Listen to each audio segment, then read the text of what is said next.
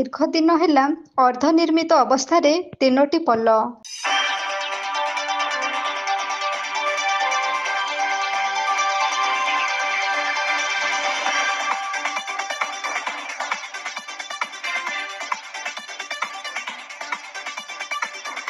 କେନ୍ଦୁଝର ଜିଲ୍ଲା ପାଟଣା ବ୍ଲକ ଅନ୍ତର୍ଗତ ଖିରେଇଟାଙ୍ଗିରି ଗ୍ରାମ ପଞ୍ଚାୟତର ମୁଖ୍ୟାଳୟଠାରୁ ଖିରେଇଟାଙ୍ଗିରି ମହୁଲଡିହା ସାହିକୁ ଲମ୍ବି ଯାଇଛି ଏକ ମାଟି ରାସ୍ତାଟିଏ।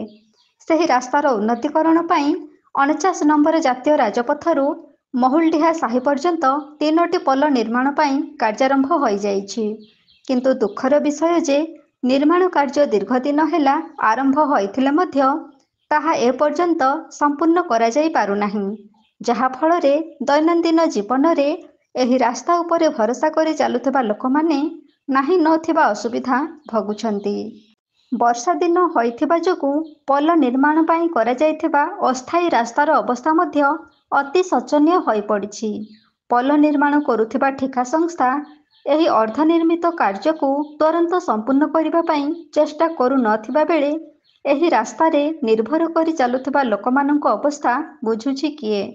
ଯଥାଶୀଘ୍ର ଏହି 3ଟି ପୋଲର ନିର୍ମାଣ କାର୍ଯ୍ୟକୁ ସମ୍ପୂର୍ଣ୍ଣ କରିବା ପାଇଁ ଠିକା ସଂସ୍ଥାକୁ ଜନସାଧାରଣ ଅନୁରୋଧ କରୁଛନ୍ତି। ବର୍ଷା ଦିନ ହୋଇଥିବା ଯୋଗୁଁ ଏହି ରାସ୍ତା ଦେଇ ଯିବା ଆସିବା ସମ୍ଭବ ହୋଇପାରୁ ନଥିବା ଯୋଗୁଁ ସ୍ଥାନୀୟ ଲୋକ ତଥା ପଥଚାରୀମାନେ ନାହିଁ ନଥିବା ଅସୁବିଧା ଭୋଗୁଛନ୍ତି।